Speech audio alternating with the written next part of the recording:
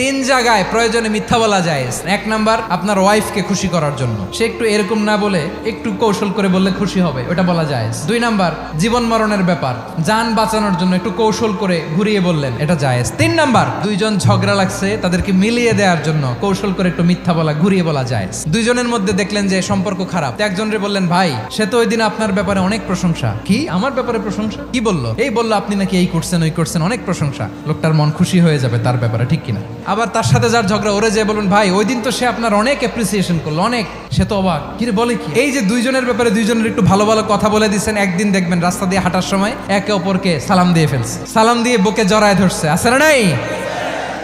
আবার মিলমিশ হয়ে গেছে। কিন্তু আমাদের স্বভাব হইলো, দুই প্রতিবেশী যদি একসাথে বসে একসাথে হাঁটে, দূর থেকে দেখলে আমাদের জলে, আছে না নাই? ঘটনা কি? এই দুইটার মধ্যে এত মিল কে? এই দুইটার মধ্যে গিরিঙ্গি লাগানো যায় কিভাবে? আল্লাহর কাছে তওবা করেন, এই মানসিকতার যেন আমরা না হয়, আমরা মিলিয়ে দিব।